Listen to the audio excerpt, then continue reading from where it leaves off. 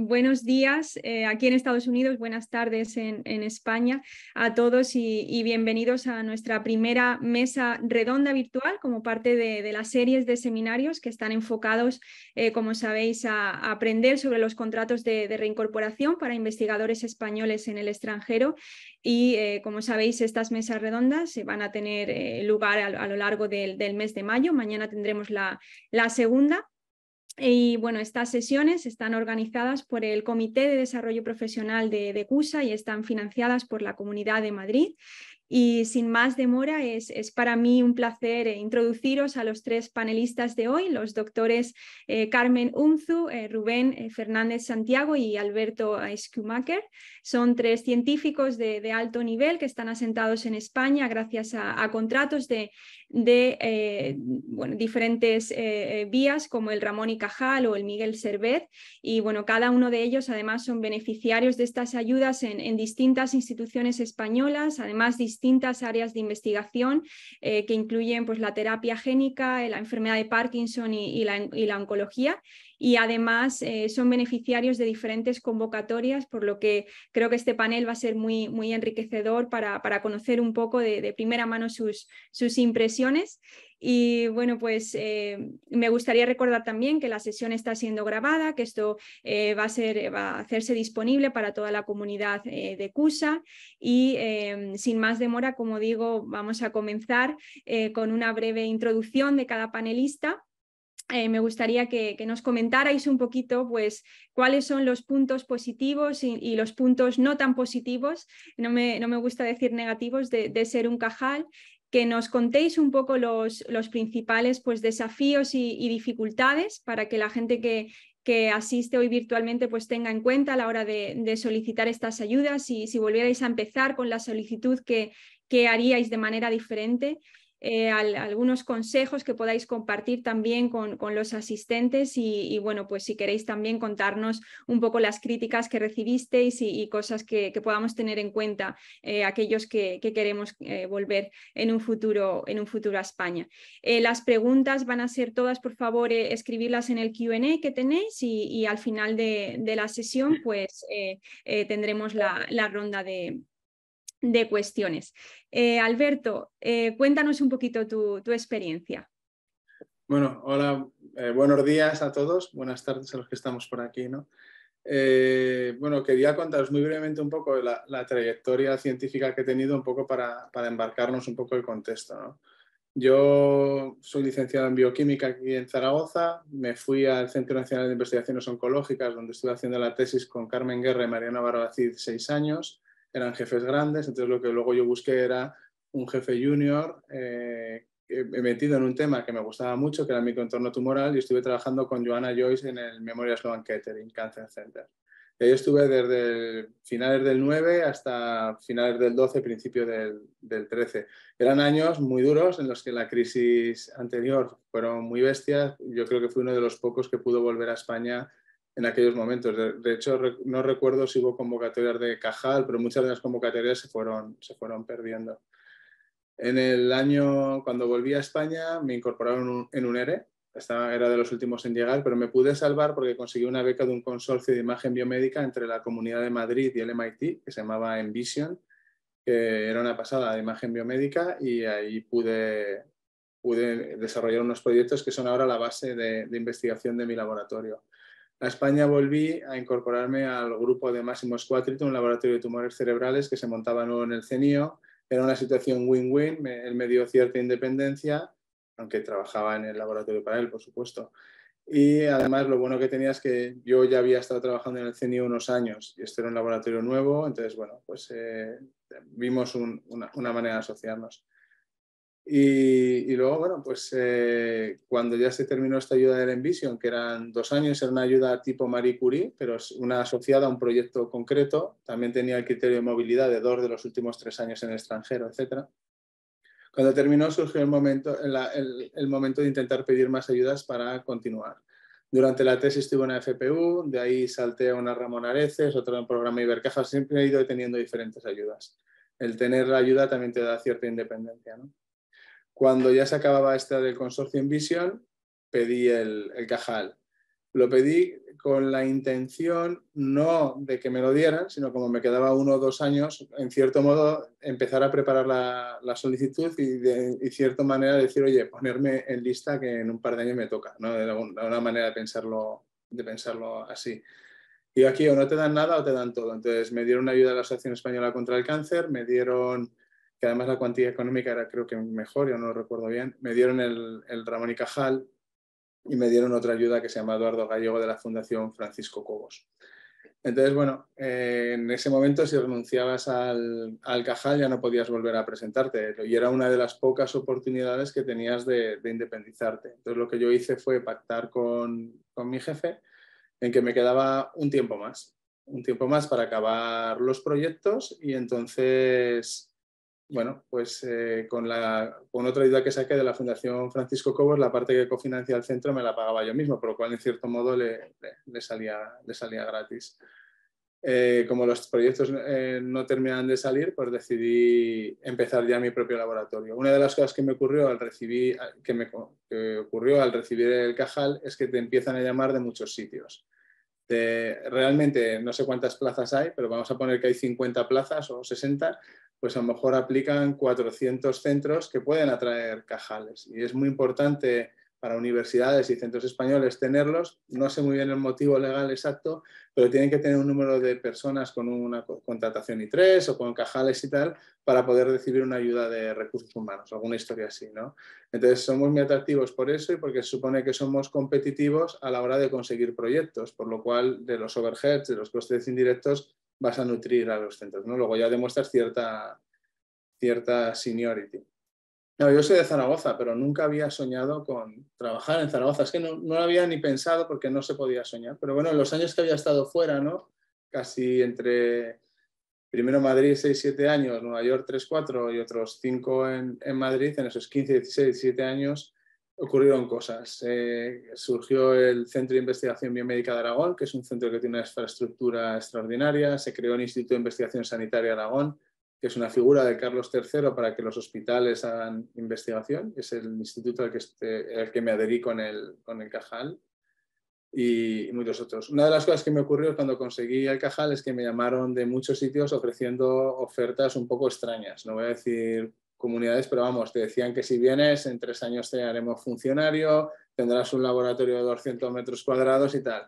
Uno de los primeros consejos que daría yo es, bueno, si conseguís el Cajal, pues bueno, mucho cuidado a estas ofertas que si te dicen que van a darte una mesa con un despacho, que veas que está la mesa en el despacho. Si te dicen que van a tener 5 citómetros, sorters o tal aparato, que sepáis que van a estar, ¿no? Porque si no podéis tener una frustración muy grande al llegar, que eso ha pasado a compañeros.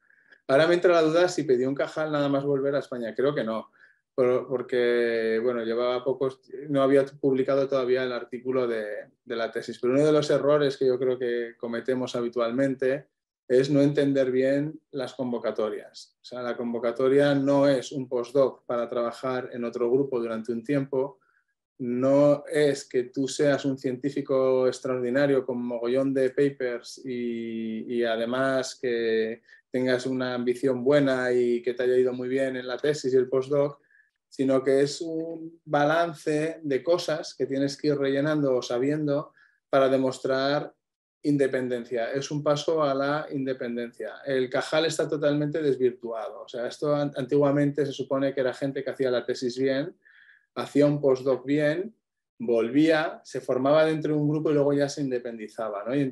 Pero claro, esto en mi convocatoria, por ejemplo, el que quedó primero, creo recordar de memoria, que tenía su propio grupo en Harvard desde hacía varios años. Eso no era. Lo que ocurrió en esa época, en el 2012, 13, 14, 15, es que los grandes centros de investigación, si conseguían un Cajal, como se ahorraban parte del sueldo, conseguían, te daban dinero para que tú pudieras contratar a alguien. Y eran unos años de crisis muy duros, ¿no? Entonces el Cajal se ha desvirtuado. No es, ni era, ni es, ni será lo que debería ser, ¿no? Que era una ayuda para volver y formarte dentro de grupos. Una vez tuve el Cajal, pues la trasladé, estuve un tiempo en el CNIE terminando experimentos, pero también tuve que tener cuidado. Tenía una hija y había que escolarizarla. Entonces, esto es importante. Si haces el traslado en marzo, es cuando se piden los colegios, tienes que saber en septiembre dónde vas a estar, porque a lo mejor puedes tener problemas, ¿no? Si tienes críos.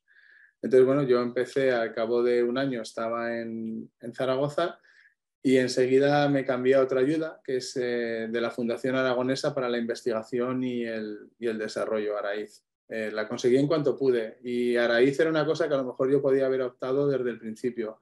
No sé si estéis familiarizados, pero hay contratos de las comunidades autónomas, como pueden ser ICREA o Ikerbasque, que en este caso, pues bueno, pues en Aragón se llaman Araiz, te ofrecen un contrato fijo. Ahora casi todos los contratos o todos deberían ser fijos, pero bueno, en este caso en aquel momento no era. Y para una persona que solo le preocupaba la ciencia como a mí, investigar a tope, intentar dar lo mejor, en esas cosas no le dabas importancia, porque dices, bueno, tengo un cajal, es como muy prestigioso, ¿no? Tengo un cajal, pero al final yo iba al banco a intentar conseguir una hipoteca y me decían que era un contrato temporal y a ver, y podías tener dificultades, ¿no?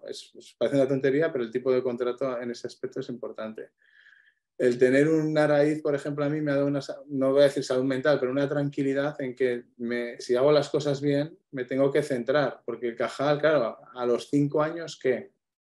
Y luego a los 5 años, ¿qué? En un cajal a los 5 años, ¿qué? Te evalúan.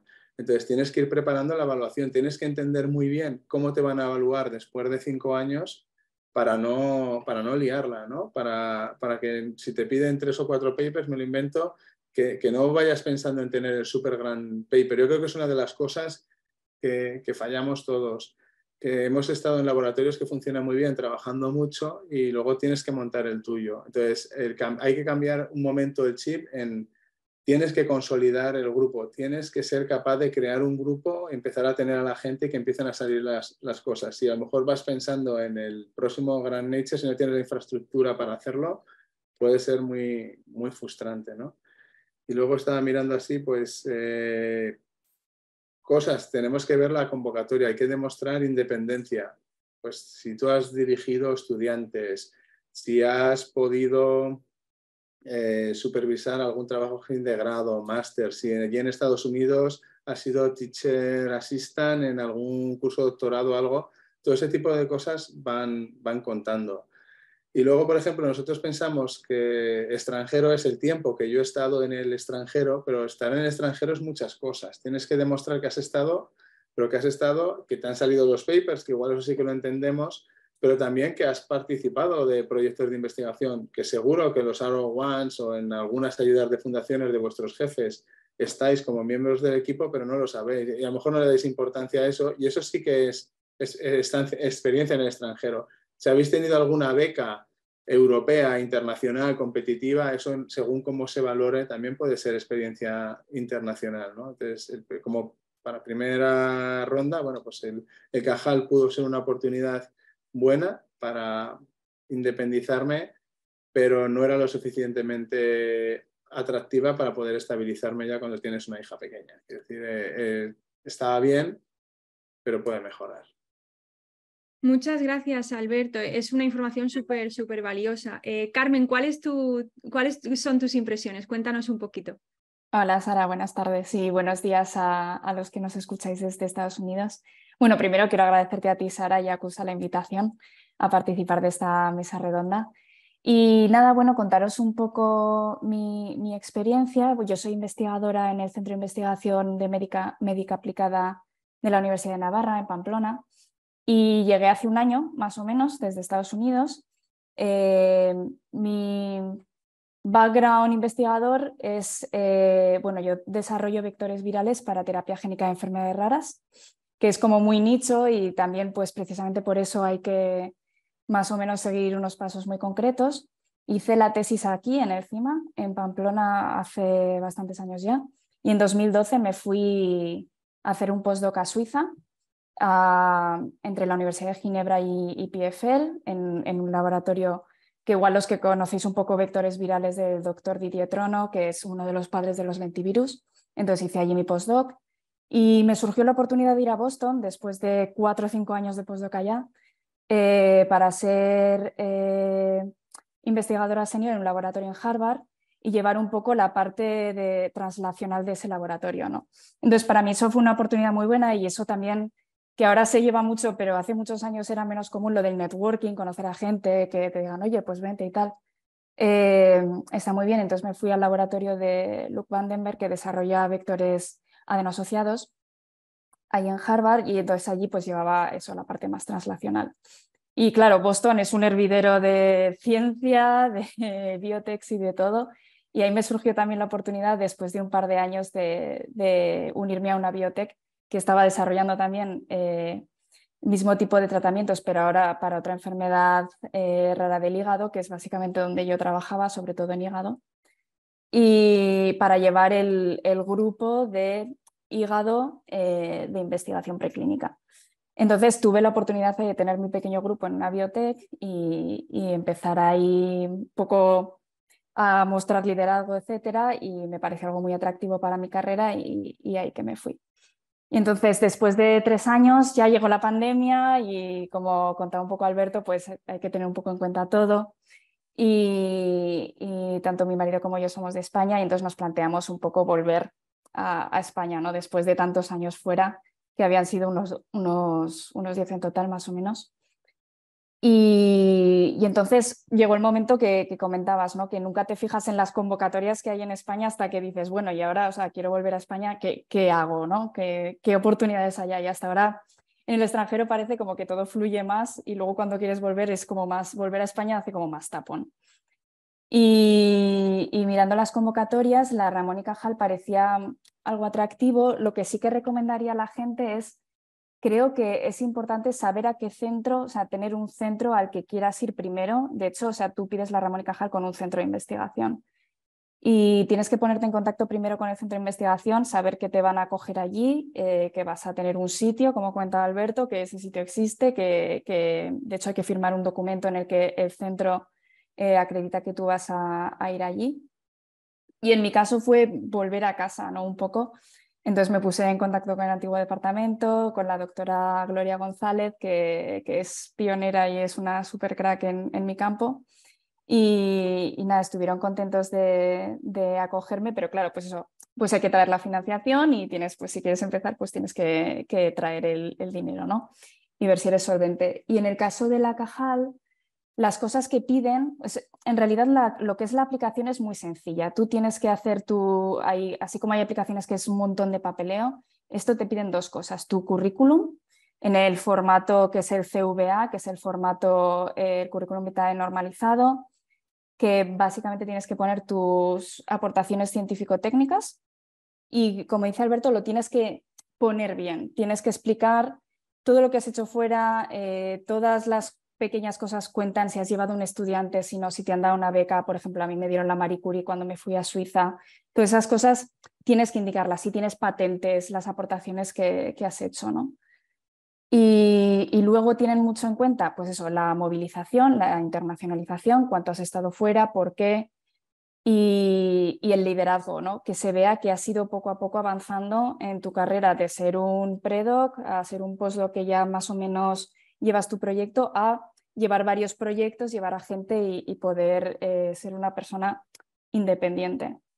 Y yo creo que más o menos el secreto de la Ramón y Cajal es poder poner todo eso en un formato en el que tenga sentido, que se vea que tienes una trayectoria sólida, que has seguido pasos con sentido y que has ido añadiendo diferentes, diría, como partes a tu formación para que sea completa y que te convierta en ese investigador independiente que tú quieres ser, ¿no? Y eso es básicamente todo. Tú tienes que contar eso y no te piden realmente que les cuentes qué proyecto vas a hacer, ¿no? En plan de, bueno, te damos una beca para 5 años, cuéntanos qué vas a hacer esos 5 años. En realidad esto es para que tú llegues, bueno, en este caso del extranjero de otro centro, y luego ya con esto ya pides pues el MINECO o los del Carlos III o lo que sea, que ahí ya es donde tú tienes que contar la investigación que tú vas a hacer, ¿no? Pero esto es mucho más personal, sobre tu trayectoria, sobre lo que has hecho y cómo has llegado hasta ese punto y cuál es tu idea más o menos. Estupendo, Carmen. También súper útil, una visión muy diferente a la de Alberto, que creo que es muy enriquecedor en este panel, y van a surgir muchas preguntas. Cuéntanos, Rubén, un poquito tu impresión también. Venga, pues hola, buenos días y buenas tardes a todos. Yo soy, ahora soy Miguel Servet en IDIVAPS, Hospital Clinic de Barcelona, pero cuando apliqué hace 3 años, apliqué a los 2 programas en paralelo, a Ramón y Cajal y a Miguel Servet, y obtuve los 2, ¿vale? Entonces, al final de cuentas me decanté por Miguel Servet. Me pareció que era más competitivo el salario y luego tampoco vi grandes diferencias. Si queréis, las podemos ir comentando un poco, pero son programas bastante parecidos, ¿no? Sobre todo la filosofía, en esencia, más allá de los detalles. Entonces, con Sara nos había pasado un guión con unas cuestiones a responder, y yo creo que seré más ordenado si me voy directamente a algunos de los puntos que nos preguntabas, ¿vale? Entonces, nos decías cuáles son los principales desafíos y dificultades de la Miguel Servet. El principal desafío, no nos engañemos, es la tasa de éxito, que es una beca altamente competitiva. Entonces, mirando a la tasa de éxito de años anteriores, es de un 15-16%, ¿vale? Entonces, esto parece muy bajo, no quiero desanimar, al contrario, quiero animaros. Esta tasa se puede subir a nivel individual, porque es importante saber cuándo y cómo aplicar, ¿eh? Hay un momento para hacer la aplicación.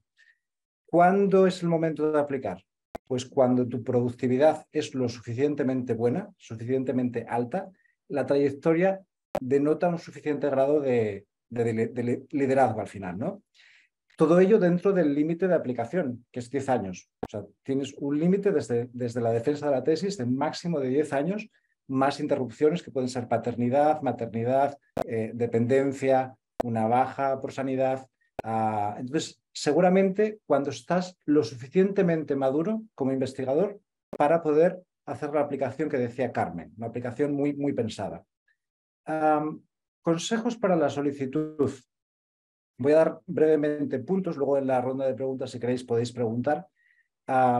Es mi experiencia, mi visión. Es tener una producción científica de excelencia. ¿Qué quiere decir esto? O sea, excelencia es una cosa amplia, ¿no? Yo diría que tener aportaciones, algunas aportaciones originales como autor principal. Idealmente ya si se puede ser senior, si puede ser corresponding, pero de primero está bien. Generalmente en una revista top generalista, o sea, si tienes un Nature, esto es desde luego un punto, esto es una obviedad, o si tienes, decirles uno en tu área, especializados en el área que cada uno trabaje. Buenas publicaciones, ¿vale? 2, 3, que seas un autor principal y que tengas buenas publicaciones. Creo que es muy importante, como decía también Carmen, el mostrar liderazgo contrastado, o sea, que se vea en la propuesta, en la memoria esta que escribes, que se vea tu liderazgo, cómo has obtenido becas de recursos humanos, incluso proyectos como IP, aunque sean pocos, porque es un estado junior, al final de cuentas es un investigador con una trayectoria destacada, pero no deja de ser un investigador junior. Pues que se vea lo que has podido liderar hasta el momento, ¿vale? Ideal, pues que sean proyectos públicos competitivos. Esto es ideal porque, bueno, los privados también cuentan, pero público competitivo yo creo que tiene un gran peso. Totalmente de acuerdo también, elaborar una memoria de trayectoria que sea impecable. La memoria tiene que ser impecable. O sea, hay que dedicarle mucho tiempo a preparar esa memoria porque es un documento muy breve, son máximo 10 páginas, y sobre todo tienes que facilitar enormemente la revisión a los evaluadores. A veces cuando ves la memoria te va a parecer que hay secciones que son repetitivas, ¿no? Es como, me preguntan lo mismo, es otra vez lo mismo. No, lo vas a contar otra vez, lo vas a contar de otra forma distinta, pero va a tener un hilo muy claro, pensarlo muy bien. O sea, tiene que ser una propuesta muy apetecible de leer, muy gustosa. También no ir al detalle, o sea, tiene que ser una propuesta que pueda leer, que sea un poco, aunque sí vaya al detalle en algunas cosas, que sea un poco generalista, que todo el mundo lo pueda leer, ¿vale? También es importante saber resumir la trayectoria del candidato en el CVA siguiendo el modelo DORA. El modelo DORA yo creo que trata de romper un poco también la forma clásica de los científicos de ser evaluados, y es una forma, si quieres, más abierta, más inclusiva, familiarizarse bien con el modelo DORA de CVs y trabajar muy bien esa narrativa, porque es bastante importante. También esa narrativa en ese CVA puede que sea como redundante, puede sonar como redundante con la memoria La memoria que tienes que... La memoria de investigación, ¿no? La memoria de la trayectoria se llama, no sé darle los nombres. Pero da igual, tienes que representar las formas, la información de otra forma que sea complementaria, ¿no? ¿Vale? Creo que también es proponer una línea de investigación innovadora, pero que sea factible según tu trayectoria. Es decir, no hacer unas cosas totalmente distintas o ser muy ambicioso, sino simplemente que se vea una continuidad a lo largo del tiempo. Y luego también creo que es muy importante ser selectivos cuando te asocias con un departamento o una institución. Ha de ser algo competitivo. O sea, no vale cualquier cosa, porque son 5 años y después de esos 5 años la idea es que te estabilices. Tienes que tener potencial para crecer, ¿vale? También preguntabas cuáles son las principales críticas que recibiste. Yo en mi caso estoy hablando principalmente bueno, yo he seguido los dos modelos, el modelo Servet y el modelo Cajal. El modelo Servet, es decir, que ha sido menos informativo porque básicamente ha sido un ranking, ¿no? O sea, entonces había un turno, ¿no? Entonces, un número con un turno. El modelo Ramón y Cajal yo creo que era más informativo porque tenías un informe con un texto con unas puntuaciones y un pequeño párrafo por cada una de las secciones. Entonces, yo si queréis os doy un feedback de las secciones, quizá las conocéis, quizá no, pero básicamente en mi año, y creo que ha cambiado, Carmen es más reciente, creo que la evaluación de Carmen ha sido distinta, pero será probablemente similar, ¿no? Entonces, yo tenía aportaciones hasta 50 puntos, aportaciones se refería a aportaciones científicas originales. Esto es lo que comentaba antes. Autor principal, primero ya está bien. Senior es ideal. Corresponding, si tienes, también es ideal, ¿no? Y patentes. En mi caso, no puedo decir que tuve grandes críticas, tuve 50 de 50, o sea que muy bien. Y mi currículum seguramente es un currículum normal, correcto. No malo, ¿no? Pero quiero decir, no tengo ningún Nature, por ejemplo, ¿no? Actividad internacional daba hasta 25 puntos, ¿vale? Aquí entra formación en el extranjero, participación en consorcios, colaboraciones internacionales, etc. Por ejemplo, a mí me habían dado 21,7 de 25, ¿vale?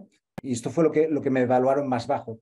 En mi caso, creo que me penalizaron, que tampoco me penalizaron, pero yo hice un poco un camino al revés. O sea, yo hice mi tesis completa fuera, en la Universidad de Tübingen, en Alemania, y después lo que hice fue mi etapa postdoctoral, que me reincorporé al Hospital Clínic de Barcelona, ¿vale? Entonces, en aquel momento solamente contemplaban el camino clásico de experiencia postdoctoral en el extranjero. Creo que ahora lo han cambiado y ahora creo que es exposición internacional global, ¿vale?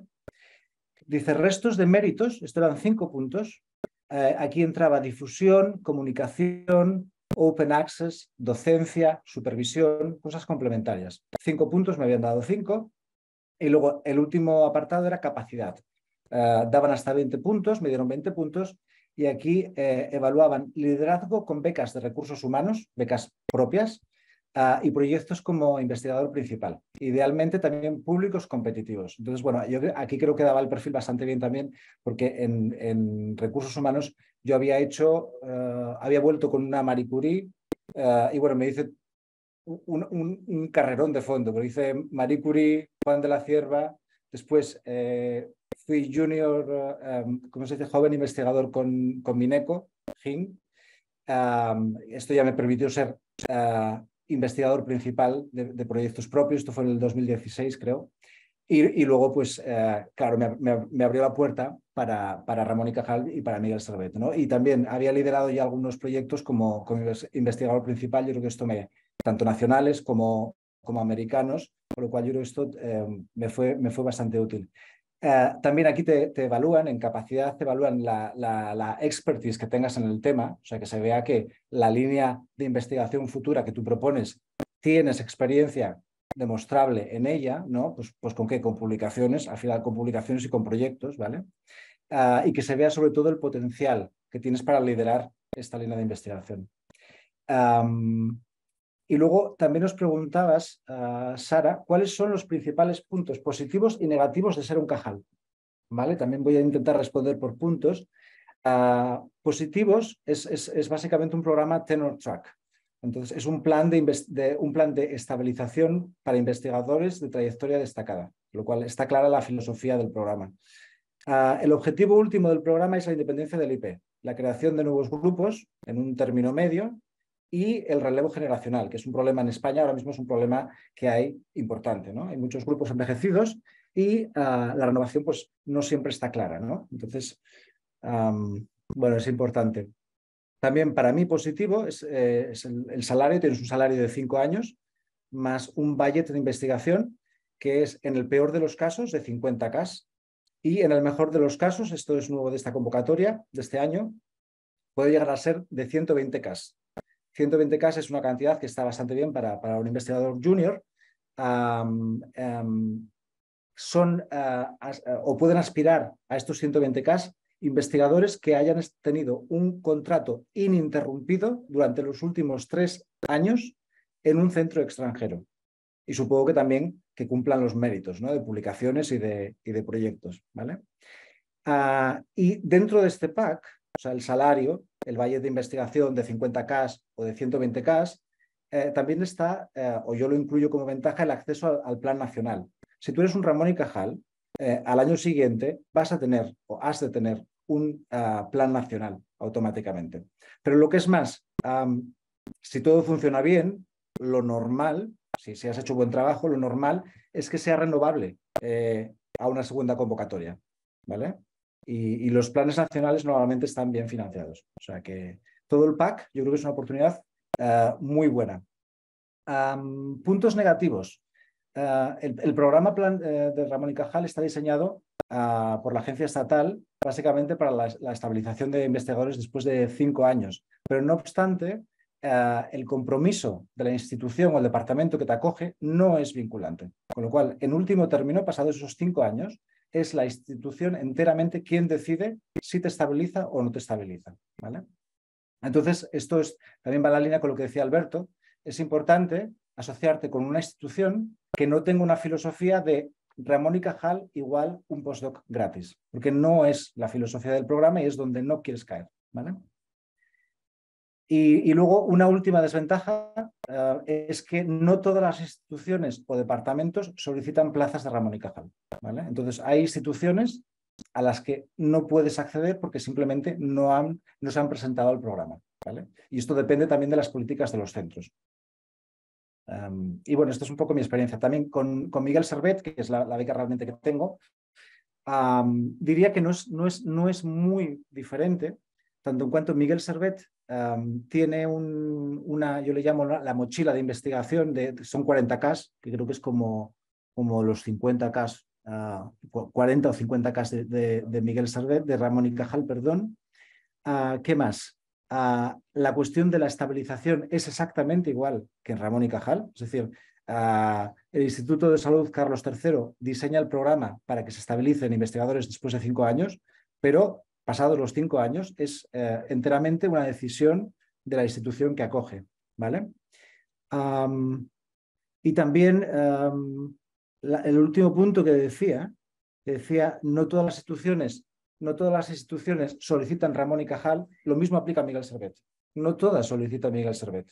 En mi caso, para acceder al programa Miguel Servet, en el Hospital Clínic de Barcelona lo que tuvimos que pasar fue una preselección interna, ¿vale? Donde se presentaron, es una institución grande, se presentaron muchos candidatos de la institución y se seleccionaron solamente unos pocos candidatos, ¿no? Pues básicamente esto. Entonces es otra restricción más que hay, ¿vale? Que tienes que tener presente. Entonces, yo creo que todos aquellos candidatos que estén interesados en adherirse a cualquiera de estos programas, mi consejo sería que, sobre todo los que estáis fuera y quizás estáis un poco más desvinculados, es hacer un trabajo de interacción, ¿no? De colaboración con el grupo, de identificar el grupo muy pronto para ver si están interesados en tener candidatos o no, cuáles son las perspectivas de crecimiento, cuáles son los plazos, no sé, tener un partner para bailar. En resumidas cuentas. Muy bien, pues muchísimas gracias a los tres por estas reflexiones tan necesarias, creo, para la solicitud. Yo creo que podemos ya comenzar con la ronda de preguntas. Hay alguna pregunta en el chat, así que si os parece os las voy leyendo y podemos continuar la discusión. Bueno, pues la primera pregunta para Carmen Unzu, ¿cómo crees que impactó el hecho de haber estado trabajando en industria tu solicitud para la Ramón y Cajal? Pues bueno, yo creo que en mi caso no se vio afectado porque entraba dentro de lo que es la misma trayectoria profesional. O sea, lo que hice fue avanzar en liderazgo, que es una de las cosas que te evalúan para la Ramón y Cajal, manteniendo la misma línea de investigación, solo que en vez de en el mundo académico, en el mundo de la biotech. Y creo que precisamente por eso no se me ha penalizado, porque he mantenido la misma línea. No es que de repente te vayas, pues estaba haciendo terapia génica y de repente me fui a hacer small molecules a otro sitio que no tenía nada que ver, ¿no? O sea, mientras mantengas el mismo trayecto es importante. Y en ese aspecto yo creo que a mí no me ha limitado. No sé si también hay que tener en cuenta eso, que el movimiento sea que tenga sentido, ¿no? Para mí fue un aumento o sea, un crecimiento a nivel profesional. Todas esas cosas hay que tenerlas en cuenta. Muy bien, muchas gracias. Otra cuestión que veo aquí en el chat, la diferencia entre conseguir un Ramón y Cajal o no suele ser de algunas décimas. ¿Qué creéis que os hizo diferentes cuando todos los currículums son realmente excelentes? ¿Qué creéis vosotros? A esto se lo pregunto a Alberto y a Rubén, que nos comenten su opinión también. Mira, pues te voy a contar, porque ahora sí, mientras hablábamos, me acuerdo que podía meterme en la carpeta virtual del ministerio y sí que me presenté en 2012, justo cuando había vuelto de Estados Unidos al Ramón y Cajal. Y aquí, claro, me puntúan más o menos bien, 70 y pico puntos, pero justo había vuelto del postdoc, ¿no? Entonces dije, por ejemplo, en conjunto todas las contribuciones son muy buenas, pero todavía limitadas en comparación con las presentadas por otros candidatos. Investigador sin duda destacado y con una trayectoria prometedora, pero al que le falta consolidar en cierta medida su trayectoria científica en relación a la acreditada por otros candidatos. Quiero decir, en este momento, claro, el paper del postdoc todavía no había salido. Yo creo que eso era importante porque demuestras que has podido hacerlo bien. En ese momento estaba en revisión en Nature, pero ya está, puedes mandar la carta de revisión en Nature, pero claro, no estaba. Entonces, eso era importante. Y luego yo creo que para mí fue clave, cuando lo comparo con otras veces, yo conseguí al volver a España una ayuda internacional, que era la que os he contado de la Comunidad Medicine Vision, y eso el siguiente evaluador lo valoró como una cosa buena, ¿no? Que había tenido trayectoria internacional. Consideraba esa ayuda de Marie Curie como un puntillo más en la ayuda internacional, que aquí simplemente la primera vez que lo pedí, 3 años en Nueva York, puntuación de 0 a 10, tanto, ¿no? Luego, yo creo que a mí me vino y fue clave, yo conseguí una ayuda del BVA, las ayudas Leonardo, que ahora se llaman Leonardo, en aquel momento eran creadores. Entonces yo creo que el liderar un proyecto, aunque sea de una fundación y sea muy poquito, eso ya te hace un tic muy grande, ¿no? Porque has podido gestionar un presupuesto. Yo creo que intentar buscar eso. Y luego, claro, autor principal se define como primero o último, pero claro, si puede ser primero con corresponding, pues es más senior, ¿no? Que es lo que se va a pedir en la siguiente etapa de la carrera y que te diferencia más de un postdoc. Yo creo que esa es un poco la clave. Y Alberto, una cuestión te iba a hacer, porque me habéis comentado todos pues, la importancia de conseguir estas becas de fundaciones y demás, ¿no? Durante la trayectoria investigadora. ¿Qué ocurre con esos postdocs que están en instituciones federales, como el NIH es mi caso, en el cual realmente estamos limitados con respecto al dinero que podemos recibir? Y eso hace pues, que inevitablemente no solicitemos estas ayudas, ¿no? De cualquier fundación, porque no podemos cobrarlas, ¿no? Entonces, en este sentido, ¿esto repercute negativamente, creéis, en nuestra solicitud a la Cajal?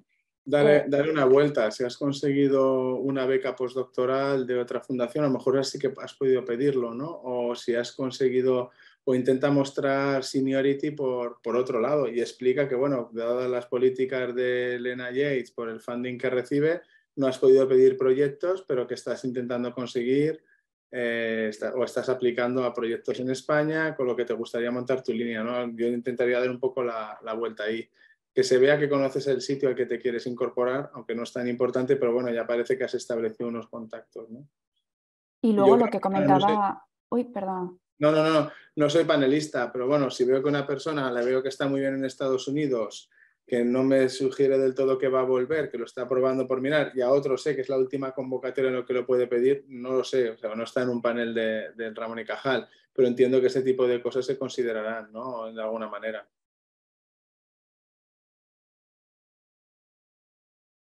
Carmen, adelante.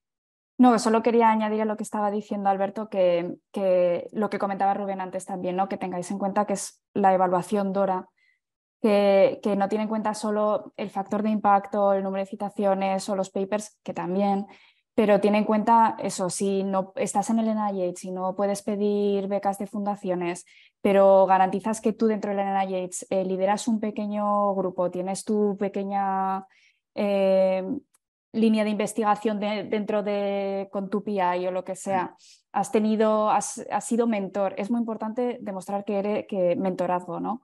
Que has sido mentor de X y de Y, que sus proyectos han ido por esta línea. Todas esas cosas cuentan. Contar de qué han ido esos proyectos, cómo los habéis liderado, etcétera. Porque al final que poder demostrar que has ganado convocatorias públicas mejor, privadas pues segundo mejor, etcétera, cuenta porque está sobre el papel, pero esas cosas también cuentan muchísimo. Entonces tenéis que pensar en todas las cosas que habéis hecho que vosotros no le dais valor porque lo haces cada día y te crees que pues sí, esto forma, pues llevo a este estudiante, pero es porque lo tengo que hacer. Sí, pero eso cuenta, eso es liderazgo y eso es mentorazgo. Entonces esas cosas tenerlas en cuenta.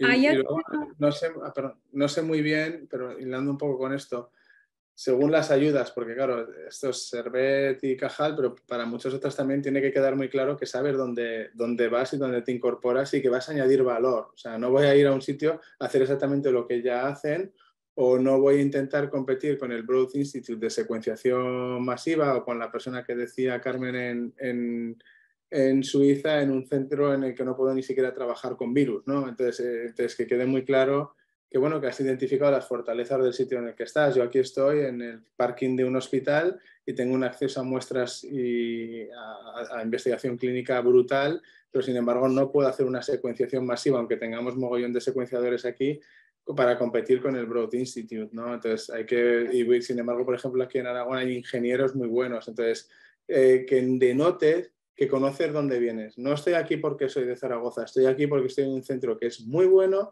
y que me permite crecer estas líneas de investigación en estas direcciones. O sea, que sea claro, ¿no? Que se entienda qué valor vas a aportar tú y cómo vas a poder crecer y cómo estás creando ya un network, que yo creo que en el caso de los Miguel Servet, por ejemplo, eso sí que sé que es así. O sea, tú tienes que demostrar que eres independiente, pero que conoces al sitio al que vas a incorporarte. Yo creo que en el caso de las Servet, eso, o sea, sé que es así, vamos, que estaba en algún panel. Y yo creo que ese tipo de cosas hay que entenderlo, ¿no? Sí, de hecho, hilando con eso, voy a contar la crítica que recibí yo en mi Ramón y Cajal, que no la he comentado, que fue, pues eso, como decís antes, para que te la den, pues tiene que ser todo excelente. Y la única crítica que obtuve es que no sabían si al volver al mismo centro de investigación donde yo había hecho mi tesis, iba a ir al grupo de mi supervisor cuando hice la tesis y no iba a ser una persona independiente capaz de aportar nada, ¿no? A pesar de que, pues eso, explicas, como ha dicho Alberto, tienes que explicar que pues tú ya eres una persona independiente, lo que aportas nuevo, por qué vas a ese centro, etc.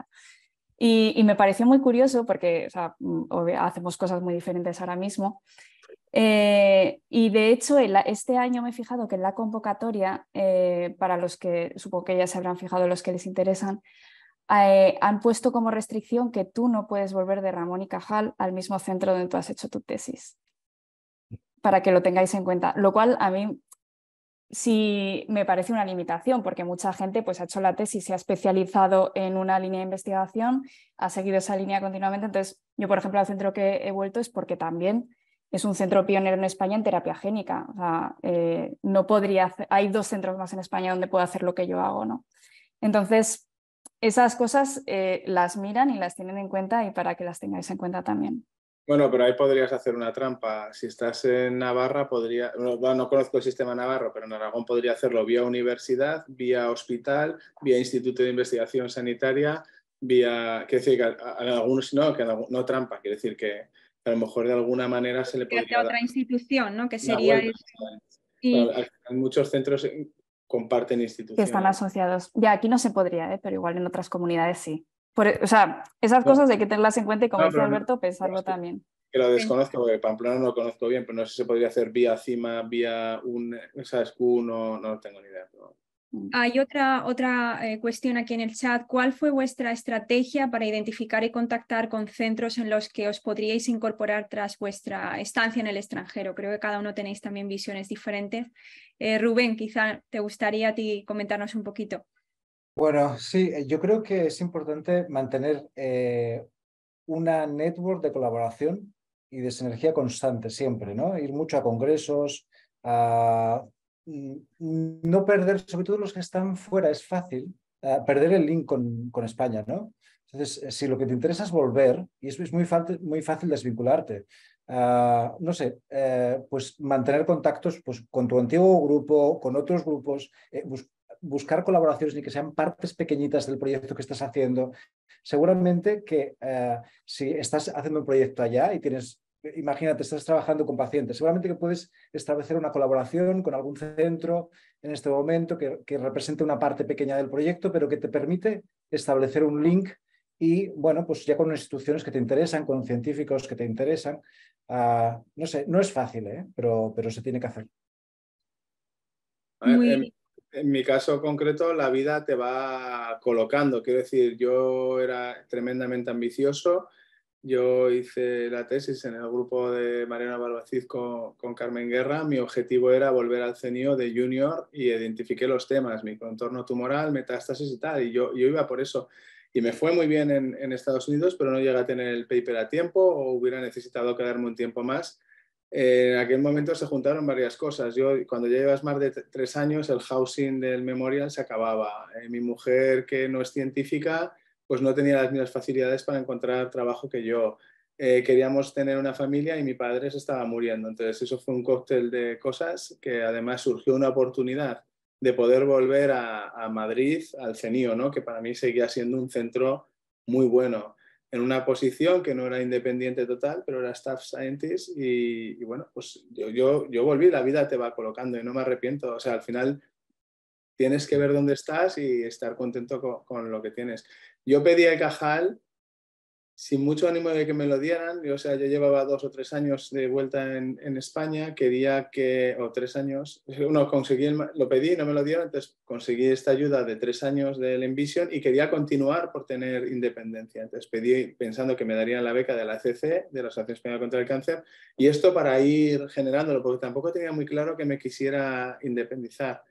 Pero bueno, luego también empecé a tener muchas fricciones con mi jefe porque los resultados no terminaban de salir. Cuando había estado en Estados Unidos tenía que tomar la decisión de si quedarme 5 años más porque el proyecto ya se había terminado o buscar otro grupo o tal. Y entonces en aquel momento decidimos volver. Cuando estaba, las cosas no terminaron de salir del todo y estaba teniendo momentos complicados en el laboratorio. Son cosas que pasan, tampoco hay que darle más drama. Entonces a mí me surgió, como tenía el Cajal y me habían contactado en muchos sitios, pues me sirvió de carta para poder dar el paso adelante que a lo mejor no hubiera dado. O sea que al final la vida te va colocando. Y trabajo en temas que no había imaginado que iba a poder trabajar y aquí he encontrado las fortalezas para hacerlo. Y en cuanto ya vi el percal de lo importante que es tener una estabilización y pude conseguir un programa raíz, pues utilicé el Ramón y Cajal como un trampolín y me costó mucho dejarlo. Porque claro, mentalmente cuando has estado en el CENI o todos estos sitios, ciencia, lo máximo que podías aspirar era un Cajal. Y sin embargo, claro, rechazarlo cuesta, ¿no? Y aunque está la norma no escrita de que si tienes un Cajal te dan un Mineco, a mí no me lo dieron porque me incorporé a un NIS y recibí sugerencias de que, hombre, si estás en un ISPI, de un FIS. Desde el Plan Nacional me dijo que me había pasado de ambicioso, que el proyecto que planteaba no estaba alineado con las capacidades del equipo, pero ese mismo proyecto, por ejemplo, fue becado por la Fundación Fero de José Baselga. O sea que al final hay pequeñas cosas, ¿no? La reviso yo mismo ahora que he evaluado muchas cosas y yo a mí mismo me tumbaba. Quiero decir, igual me pasé, ¿no? Plantea algo que tenga que ver con tus posibilidades, ¿no? Bueno, pues si no tengo gente para hacer experimentos, ¿cómo lo vas a hacer, ¿no? Pues entonces intenta añadir gente a tu equipo cuando pidas el plan nacional, a ver si te prestan a alguien, a un técnico, aunque sea, para poder hacer esas convocatorias, ¿no? Y aquí hay otra cuestión también en el chat, dice, un poco siguiendo la pregunta anterior, ¿qué capacidad de negociación se tiene cuando quieres ir a un centro? Aquí en Estados Unidos estamos acostumbrados a negociar todo, pero en España es otra cosa, ¿no? Se suele negociar espacio, acceso a facilities, etc. ¿Queréis? Pues yo creo que depende quizá de la institución, pero tienes poco margen de negociación, no nos engañemos, tienes poco. Pero tienes que intentarlo, ¿no? Es tu obligación intentarlo. Sí, yo diría como Rubén, ¿no? Funciona diferente en España que en otros países. Te das cuenta cuando vuelves que te tienes que adaptar un poco. Una de las cosas de vivir mucho tiempo fuera es que luego te vuelves a España y te das cuenta que las cosas funcionan diferente y te tienes que hacer también. Y yo creo que hay cosas que, o sea, hay que negociar, hay que intentarlo, pero España históricamente, o sea, las cosas están como muy establecidas, muy escritas sobre la piedra, hay cosas que es como muy difícil mover. Yo creo que poco a poco va cambiando, muy poco a poco, porque ahora hay más movilidad y más gente que está fuera y entiende los sistemas internacionales, pero está muy estructurado, pues, por ejemplo, cuando pides becas aquí te piden sexenios y cosas que yo no había oído en mi vida, porque toda mi carrera investigadora ha sido en el extranjero y eso no sabía qué era. Entonces tienes que intentar darle la vuelta y así. Entonces está muy estructurado el sistema académico español. Entonces, bueno, hay cosas que se pueden negociar, otras menos, pero por supuesto intentarlo. Claro, creo que eso es un poco también la cultura española, ¿no? Que nos afecta negativamente también cuando vamos al extranjero y resulta que no sabías que podías negociar tu postdoc. Yo me enteré en el 5.º año ya. Menos mal que para las Data Scientists aprendí, ¿no? Pero es algo que, claro, no está implícito en nuestra cultura, entonces no. Claro, a la vuelta pues también sufrimos la consecuencia de llegada, ¿no? Claro, en mi caso, por ejemplo, hay un centro, que es el Centro de Investigación Biomédica de Aragón, que tiene una infraestructura que es fantástica y aquí dentro pueden venir gente de la Universidad de Zaragoza, del Instituto de Investigación Sanitaria de Aragón y tienen repartidos diferentes espacios. Yo prácticamente estaba pensando venir con la Universidad de Zaragoza, por ejemplo, porque parecía que a largo plazo, mi sueño no ser funcionario, pero bueno, podía estar ahí, ¿sabes? Sin embargo, al final, en el último momento, las ofertas evolucionan lo poco que pueden evolucionar y yo conseguía espacio en este centro que para mí era importante tener el animalario, tener todo, ¿no? No podemos negociar mucho, pero bueno, pues yo saqué un poquito de dinero para poder utilizar las core facilities porque me parece que en aquel momento el Cajal no me permitía gastarlo en determinadas cosas. En muchos sí, pero no me dejaba en algunas, ¿no? O me lo inventé y me dieron ese dinerillo. Pero sí que es cierto que no se puede negociar mucho. Sí, también es cierto que si recibes un Cajal, te puede llamar mucha gente que pueda tener interés para que vayas a su centro. A lo mejor ese es el momento. Y aunque no hay muchas cosas que puedas negociar, sí que puedes intentar hablar sobre, por ejemplo, un porcentaje de los overheads, que puedas tener un variable en el sueldo. Eso, no tengas miedo a decirlo, ¿no? O, Sí, pues, hay aquí objetivo. una cuestión, si un poco, ¿hay algo que no sabíais antes de pedir las becas y que os hubiese gustado saber? Sé que antes habéis comentado un poco la herramienta, las herramientas Dora y este tipo de estrategias. Sí, para la gente que quiere empezar a solicitar estas ayudas, ¿se empieza desde cero o o sea, tenemos las convocatorias, ¿no? Para, digamos, tener en cuenta los criterios y demás, pero ¿hay algo en sí, alguna otra herramienta, algún tool que a vosotros os sirviera para tener en cuenta un poco todo lo que habéis comentado hoy, que no es algo que aparece en la convocatoria, ¿no? No, Que... leer la convocatoria. Lo primero para mí sería leer la convocatoria. ¿Sí? No las leemos, o sea, leerlas. O sea, y verás que entenderás, muchas veces incluso te vienen cómo evalúan las cosas, ¿no? Y a lo mejor encuentras, imagínate que te dicen para un proyecto que tienes que tener una página web del laboratorio. Pues es que intenta, si no lo tienes, no lo tienes. Y entonces ponte un dominio, aunque cómpralo aunque no funcione, pero por lo menos ya que está en construcción o lo que sea, ¿no? Lee las preguntas frecuentes y lo que digo, la convocatoria te va a ayudar a redactar. Si te dice cómo se alinea esto con el sistema RIS-3A de la Unión Europea de no sé qué, pues bueno, te metes en el RIS-3A e intentas redactar el texto conforme a ese párrafo, ¿no? Ahora mismo no me acuerdo, pero sí que recuerdo que había alguna de estas cosas en el Ramón y Cajal. Y un poco con la... Sí. Los resúmenes, es importante mencionar que los resúmenes de los beneficiarios de años anteriores están publicados, con lo cual tú puedes ir a la página web de la agencia estatal y aunque no tienes, creo que no llegas a tener acceso al proyecto completo, pero sí tienes acceso al resumen, ¿no? Al resumen de tu CV, de tu trayectoria y del proyecto. Con lo cual, como también sigue la filosofía DORA, pues uno ya va diciendo, ya vas viendo, ¿no? Vas haciendo una autoevaluación comparándote con los concedidos el año pasado y ya te dices, ¿estoy o no estoy en el punto de aplicar? Y luego es una cuestión también de a veces aplicar, pues a veces es aplicar, pues a lo mejor un año, empezar a prepararlo un año antes de que apliques. Luego es muy breve, es verdad, son 10 páginas, pero son 10 páginas que tienen que estar muy bien escritas. ¿Vale? Entonces, pues quizá aplicas un año, quizá no te lo dan y tienes todavía la oportunidad el año siguiente de mejorar el escrito, ¿no? Pero recibes feedback. Tienes el feedback, efectivamente. Y con respecto a la financiación que se recibe, que habéis mencionado entre 50 y 120K, claro, eso es una diferencia abismal. ¿De qué depende un poco conseguir, digamos, para 50 o más para 120? Y esta financiación me imagino que es solo para, bueno, digamos, los proyectos y que se tiene que dividir en esos 5 años. Luego a nivel de personal me imagino, las tasas de éxito en cuanto a conseguir becarios FPU, FPI, todo esto, me imagino son altas, ¿no? Igual que en el tema de los proyectos nacionales, Mineco y todo esto que habéis comentado.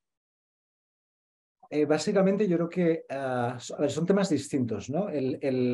La mochila básica es de 50K y es lo que recibe cualquier candidato, 50 o 40, no lo recuerdo bien exactamente ahora, ¿eh? Carmen, es 50 o 40. Estaba silenciada, 40. Perdona, es 40, sigue siendo 40, vale. Pues la mochila de 40K es lo que recibe cualquier candidato.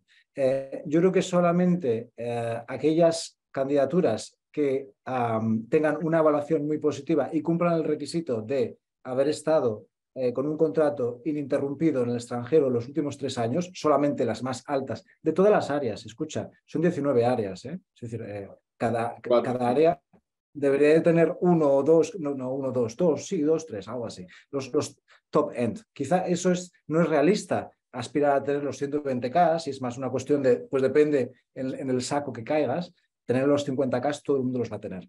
Tener becario será el año siguiente cuando te vayas a hacer tu plan nacional, escribas tu proyecto y entonces ahí escribes tu proyecto y solamente de entre todos los proyectos que solicitan personal, solamente aquellos que quedan rateados top van a recibir personal. O no ser recortados en el presupuesto, que ya es un éxito. Y aquellos que tengan propuestas más débiles son los que van a recibir recortes en el presupuesto, no recibir personal desde luego o no recibir la beca. Claro, y luego más o menos en proyectos, cuando los pides, no sé si hay una norma o no, pero bueno, viene a ver como la primera vez que lo pides, al menos en el Carlos III son unos 90.000 más overheads, la segunda ya son 120 y luego ya puedes empezar a crecer. Yo creo que hay como, da igual lo que pidas, o sea, no lo sé, dependerá, a lo mejor algunas investigaciones más clínicas, si es bien justificado, pueden recibir más dinero, pero sí que parece que las primeras veces que aplicas a estos planes hay como una cuantía para juniors un poquito más consolidados y luego ya los mayores, ¿no? Por decirlo de alguna Sí, manera. eso quería comentar, que por ejemplo, yo una cosa que no sabía, porque he estado un poco desligada estos años, era que parece que hay 2 caminos cuando tú solicitas becas en España, que tú puedes coger una Ramón y Cajal y entonces lo siguiente para ti es pedir un plan nacional, que es asociar ministerios, mientras que si vas por el Instituto de Salud Carlos III, que es un poco lo que decía Alberto, que es como una red de centros también que están afiliados a eso, entonces tú ya puedes pedir las FIS, las Miguel Servet, etcétera, están más asociadas a esa línea. Entonces hay como 2 líneas principales, que luego hay muchas más, y fundaciones, etcétera, ¿no? Que una vez que tú tienes como financiación de investigador emergente, para ti vas pidiendo proyectos sobre esas líneas y construyendo tu laboratorio con esos fondos. Y más o menos como que tienes que elegir, que no son incompatibles ni mucho menos, pero parece que no está escrito por ningún lado, pero que penaliza si vas mezclando, etcétera. Entonces yo, por ejemplo, eso no lo sabía.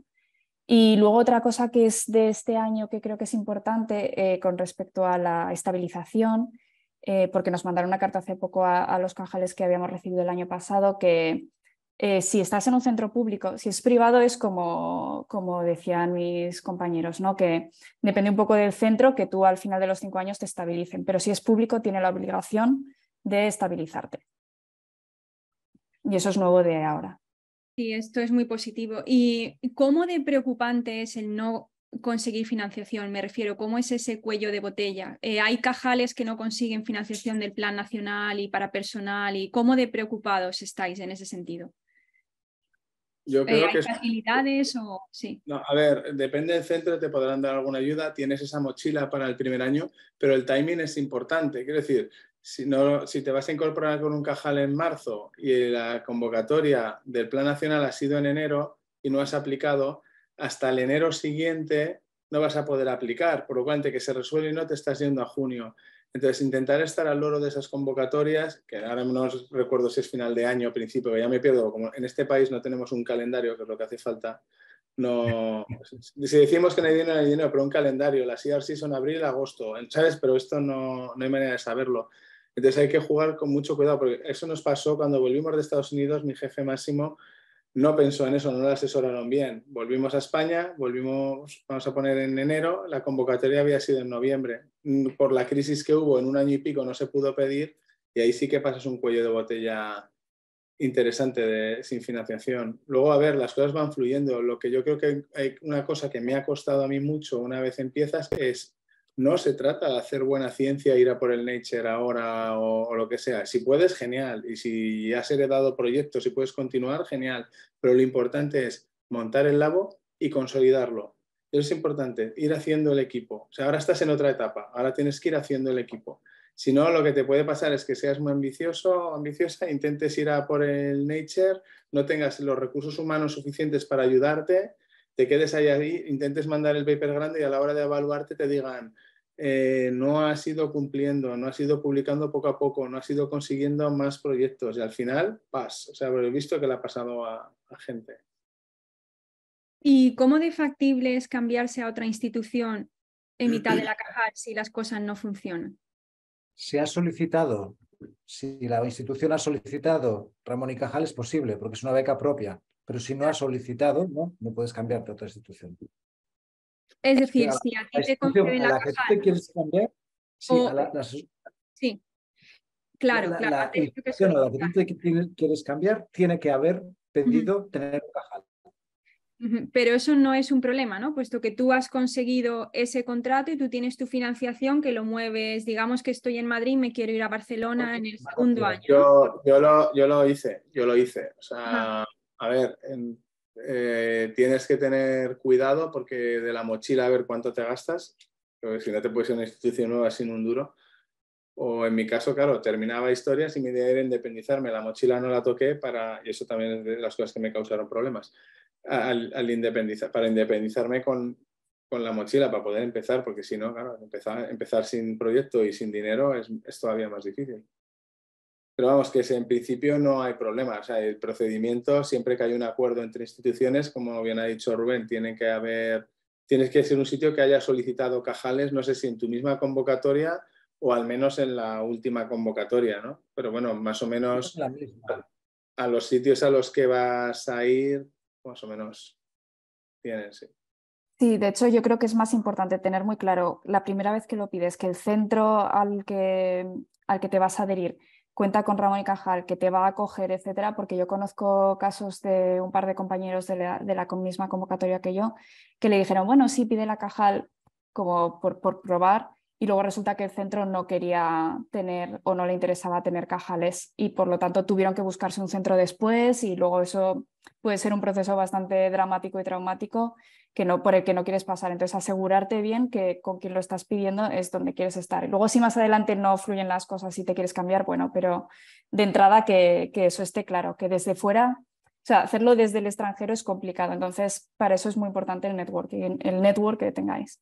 Y es importante, es importante lo que está diciendo Carmen, también para entender, para que lo entendáis allá en Estados Unidos. Es una beca propia al candidato, independiente de la institución, pero has de tener un candidato, una pareja de baile identificada. O sea, no es buena idea salirte a la pista a bailar. Porque, mira, Alberto decía que había tenido mucha gente le había contactado, muchos grupos lo habían contactado, pero no tiene por qué pasar. Entonces puedes tener tu Cajal y no tener un centro adecuado para ti. Entonces, Claro, en mi caso era oncología biomédica y tal, y a lo mejor era de los centros que más habían pegado, se habían quedado muchos vacíos. Y, por ejemplo, la universidad tenía que estabilizar, la de Zaragoza en concreto, quiero recordar que tenía que estabilizar hasta 7 y 3, que es un certificado que ahora se llama R3, pero que básicamente dice que has ido cumpliendo un poco. Pero, por ejemplo, eso es importante, ¿no? Al final de Cajal tienes que tener el R3 hecho, creo recordar. Mira que es también, los dos. Sí. Mírate qué es. Porque a lo mejor llegas el último año de Cajal y dices, ostras, si tengo que tener 3 publicaciones, iba por un Nature, ¿sabes? Y dices, anda, si tenía que haber dirigido un TFM o algo. Entonces, si lo lees de antes, ya sabes lo que te piden. Y luego todo lo que puedas hacer. Pero eso yo creo que es importante, porque conozco gente que ha estado trabajando siguiendo el mismo ritmo, continuaba la línea del postdoc al macro paper, que con esto conseguiremos el IRC, no sé qué y tal, y al final se han visto que no cumplían el I3 cuando les estaba yendo muy bien y les va muy bien, pero claro, el I3 significa que van a recibir un dinero por ti la institución para estabilizarte y muchas otras cosas, ¿no? Y con respecto a los centros que solicitan los Cajales, ¿esto es a nivel de universidad o de departamento? Digamos que, imaginemos, ¿no? Me dedico a la genética y ahora resulta que me quiero incorporar en el departamento de genética y han pedido un Cajal para genética, pero se dedican a genética de plantas y a lo mejor, es decir, ¿eso cómo funciona? ¿Es el departamento? ¿Es la universidad? ¿Cómo...? Es todo junto. Es todo junto porque el departamento tiene que mostrar interés a la institución de que necesita o quiere tener un Cajal y la institución tiene que aprobarlo, ¿vale? Claro, Y a que veces no la es decir, asignación por ejemplo, la no es autónoma va a pedir 10 Cajales y después, bueno, se van a distribuir, sino que el departamento tiene previamente que decir aquí, tiene que aquí mostrar es su donde interés, sí, tiene que mostrar su interés, pero la autónoma o la institución también tiene que ser capaz de asimilar a esos investigadores que llegan. Entonces tiene que tener una visión global, ¿no? Hay una competencia interna también, ¿no? Claro, tienes que pensar que tienen que tener espacio. No puede de repente llegar el departamento de genética y decir, queremos 15 Cajal, porque tenemos identificado a 15. ¿Dónde los vas a sentar? Hay que hacer una cofinanciación. ¿Quién la va a cofinanciar? Entonces, muchas veces en los centros, como está explicando Rubén, se sacan convocatorias internas, para si tienen identificados posibles candidatos o gente que quiera venir para esta ayuda y para muchas otras. En Miguel Servet creo recordar que no pueden pedir más de 3 por institución, hasta donde recuerdo un poco de memoria, ¿no? Entonces, no tiene sentido que manden 10 súper buenos, pues hacen un primer filtrado de los 3 que se van a quedar y esos 7 tienen una oportunidad de ir a buscar otros centros, ¿no? O intentarlo otro año. ¿Y estas listas están en los vicerrectorados de investigación o cómo la gente que está fuera y no tiene, se ha desvinculado, por ejemplo, totalmente? ¿Es al final contactando, intentando buscarte tu sitio o los vicerrectorados a lo mejor te pueden, digamos, decir, pues mira, estos son los departamentos que requieren ahora mismo un Cajal y no tienen ningún Cajal apalabrado o cómo? Yo no sé cómo va la universidad, yo no estoy en un contexto de universidad, estoy en un centro de investigación biosanitario, ¿no? Tienes que contactar al grupo y a través del grupo al centro, ¿no? Y postularte, ¿no? No, yo estaba pensando más o menos es así. La universidad, aunque sea universidad, también tiene centros de investigación. Y yo recuerdo cuando apliqué, pues bueno, pedí a los 2 centros de investigación que yo estaba interesado, o sea, cuando ya me quise mover, a los 2, 3 centros de investigación que yo estaba interesado en aquel momento. Uno era el Príncipe Felipe en Valencia y los otros 2 estaban aquí en Zaragoza, que era el BIFI en la universidad y el Instituto de Investigación Sanitaria. Inicialmente había pensado el BIFI, pero es uno de biofísica de partículas y tal, y entonces toda la parte bio no terminaba de verlo. Entonces yo por eso quería estar en un centro como el que estoy, que tiene toda la infraestructura para hacerlo. Me daba igual qué afiliación, con qué afiliación trabajaba, pero sí que era importante para mí tener la infraestructura. Entonces yo peleé en mi caso por la infraestructura y al final resultó que fui al Instituto de Investigación Sanitaria y ahora visto en perspectiva es lo que tenía más sentido también. Sí, quizá pensando igual con quién contactar cuando dices, bueno, y aquí aceptan Cajales o no aceptan Cajales, quizá la figura de jefe o jefa de departamento un poco, no el director del centro, porque nunca te va a contestar un email, sino que la persona un poco más intermedia que puede tener una visión de si pueden llegar nuevos investigadores o no, o algún jefe de grupo de un departamento que te interese, preguntar, oye...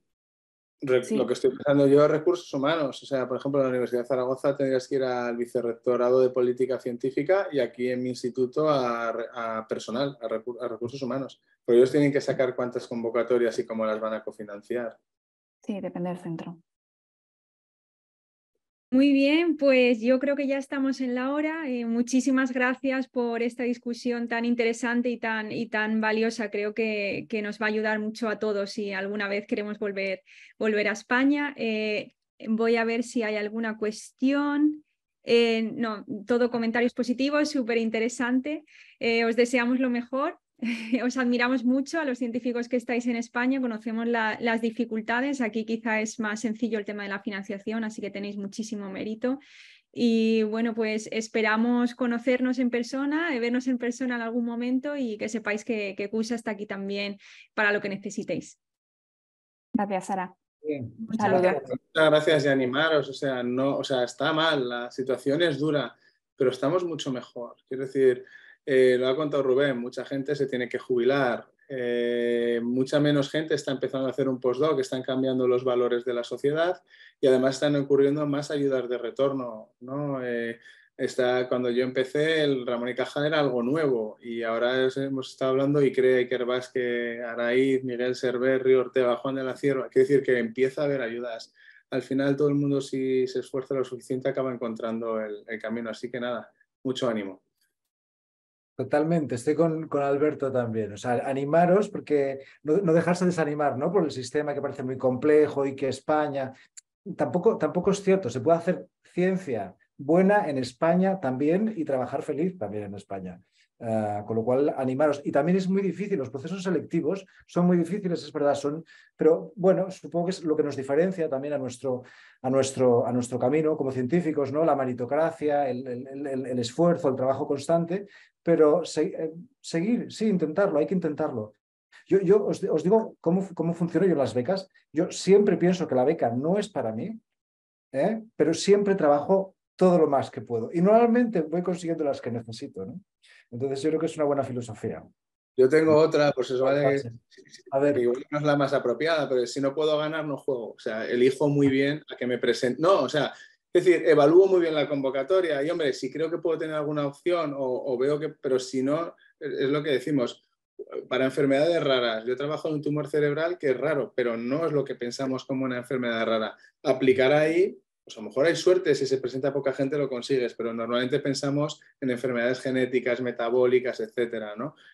Para los tumores cerebrales hay muchas convocatorias de cáncer, ¿no? Entonces elígelo. Entonces, si no puedo ganar, o sea, intento no jugar, o sea, cuando voy o cuando intento ir a saco, ¿no? Como bien dices, preparándolo muy bien, como ha dicho Rubén. Carmen. Muy bien. No, sí, yo voy a cerrar el grupo Cierra, de animar al equipo. No, porque tanto Rubén como Alberto tienen razón y de hecho, o sea, lo del relevo generacional es algo que llevo yendo ya tiempo y cuando vine este año estuve en unos, creo, fue como una especie de meeting pequeñito y estaba Isabel Fariñas, que si la conocéis, lleva el tema de la Agencia Estatal de Investigación y controla mucho y nos decía, hace falta investigadores en España, o sea, tenéis que ir volviendo. Ahora mismo, o sea, necesitamos el relevo generacional y no tienen, ahora hay muchas más oportunidades que hace 10 años. Y es verdad, o sea, hay oportunidades, yo las estoy viendo, o sea, las estoy teniendo y las noto. Es, por supuesto, el budget con el que cuentas en España, no es el budget con el que cuentas en Estados Unidos, pero como dicen Rubén y Alberto, se puede hacer ciencia de calidad a otra escala, pero se puede hacer ciencia de calidad y yo desde luego estoy contenta con cómo están yendo las cosas, así que me uno a los ánimos. Sí, desde luego, y también teniendo en cuenta que bueno, vosotros y la mayoría de la gente que se incorpora con Cajales han estado en el extranjero varios años, están en conexión con sus antiguos jefes, con digamos, los proyectos punteros, que la financiación puntera, porque al final, al fin y al cabo, no es talento, es dinero, ¿no? Muchas veces. Entonces, pues sí, desde luego que tenemos que dejar al lado el impostor syndrome que siempre nos acompaña a los españoles cuando vamos a algún sitio, que pensamos que no somos capaces y que desde luego eso no es la realidad. Así que bueno, pues con esto ya vamos a cerrar hoy la sesión de hoy. Muchísimas gracias a los panelistas por haber hecho un maravilloso trabajo. Hemos aprendido un montón de vosotros. He visto algún comentario en el chat de que quizá os llegue algún correo preguntando alguna pregunta si en algún momento le surge. Ya le he contestado poniendo el email, por si lo necesita. Perfecto, sí, pues muchísimas gracias y bueno, mañana continuaremos también con la siguiente sesión. Cuidaros mucho y lo dicho, espero que podamos vernos en España o si venís a Estados Unidos también. Aquí os recibiremos. Un abrazo a todos. Gracias, Sara, un abrazo. Claro.